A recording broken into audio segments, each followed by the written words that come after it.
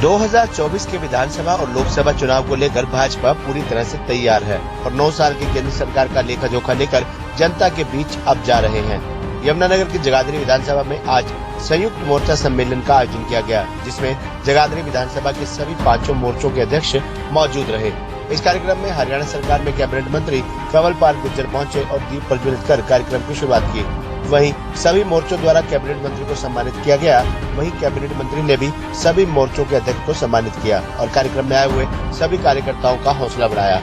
उन्होंने केंद्र सरकार की 9 साल की जन कल्याणकारी नीतियों के बारे में बताया। उन्होंने कहा कि 9 साल में माननीय प्रधानमंत्री नरेंद्र मोदी ने जनता के हित के लिए कई कल्याणकारी योजनाएं चलाई हैं, जिनका जन जन को लाभ मिल रहा है। उन्होंने बताया कि विपरीत परिस्थितियों में भी देश को संभाल कर रखा। हालांकि विपक्ष ऐसे समय में आलोचना करता रहा, लेकिन चाहे वह कोरोना की विषम परिस्थिति थी, प्रधानमंत्री ने देश को संभाल कर रखा। आज भारत समृद्ध देश है और विदेशों में भारत का डंका बज रहा है।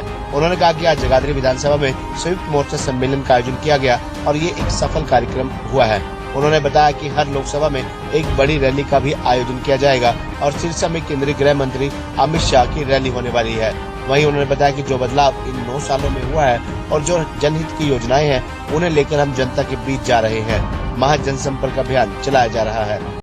महासंपर्क अभियान पूरे देश में चलाया जा रहा है इस टाइम, और इन 9 साल में आदरणीय नरेंद्र मोदी जी के नेतृत्व में सरकार ने क्या क्या काम किए, उसकी जानकारी पूरे समाज को देना, उसके लिए हमने कुछ कार्यक्रम शुरू किए। उनमें से एक कार्यक्रम सभी जो हमारे मोर्चे हैं उनका एक कार्यक्रम था। तो आज जो हमारे 6 मोर्चे हैं, उन 6 के 6 मोर्चों के जो सभी कार्यकर्ता थे, आज इस कार्यक्रम में उन्होंने भाग लिया और बहुत ही सफल जो है कार्यक्रम आपके सामने आपने देखा है रहा है। बड़ी संख्या में लोग सभी मोर्चों से आज यहाँ एकत्रित। नीति यही है, हमारा मानना है कि सबका साथ सबका विकास।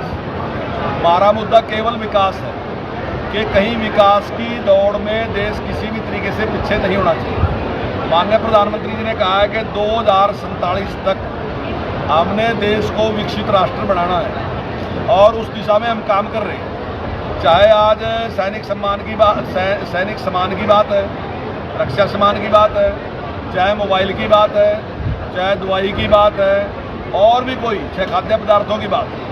आज भारत आत्मनिर्भर ही नहीं रहा बल्कि बाहर भेजने का भी काम कर रहा है। तो इस पे हमने सारे पे काम कर रहे हैं। और जो नई शिक्षा नीति नेशनल एजुकेशन पॉलिसी आई है, तो उसमें हमारा विचार ये है, हम उसको इसलिए लेके आए कि आने वाले टाइम में कोई व्यक्ति बेरोजगार न रहे। हमारा वोकेशनल एजुकेशन जो है उसमें बहुत ज़्यादा जोर है। जो पहले 9th क्लास से शुरू होती थी वो 6ठी से हम शुरू कर रहे हैं, और हम जब 12वीं पढ़ने के बाद बच्चा बाहर आएगा तो हमारा मानना ये है कि हम उसको इतना ट्रेंड कर देंगे कि वो आके बाहर अपना काम शुरू करेगा। वो 2 लोगों को रोजगार देने वाला होगा, रोजगार मांगने वाला नहीं होगा। और पहले जब ये देश सोने की चिड़िया था तब ये इसी प्रकार था, लेकिन बीच का दौर ऐसा आया कि देश में कलरक पैदा करने शुरू कर दी। हम अब दोबारा से उसी प्रकार के उद्योगपति या उसी प्रकार के लोग पैदा करेंगे जो अपना रोजगार शुरू करेंगे। तो कई तरह के प्रोग्राम हैं, बहुत तरह के हैं, जैसे बुद्धिजीवी वर्ग है उसके साथ भी हम अलग से संपर्क कर रहे हैं। इमरजेंसी के बारे में भी प्रधानमंत्री जी की मन की बात, वो भी कार्यक्रम है। कई इस प्रकार के कार्यक्रम हैं जो चलेंगे। इसके बाद 20 तारीख के बाद हम घर घर जाएंगे और घर घर जाके व्यक्ति के साथ संपर्क करेंगे। हमने क्या किया वो पॉइंट हम लोगों के सामने रखेंगे कि क्या क्या सुविधाएं हमने जनता के लिए की और जिससे देश को आगे ले। हर लोकसभा में रैली होने वाली है और मेरी ड्यूटी अभी सिरसा लगी है। 18 तारीख को माननीय गृह मंत्री जी, केंद्रीय गृह मंत्री जी अमित शाह जी वहाँ आ रहे हैं और उसकी तैयारी में लगे हैं। और भी जो हमारी लोकसभा है उनकी रैली भी कोई। खबरनामा हरियाणा के लिए यमुनानगर से सुमित ओबराय की रिपोर्ट।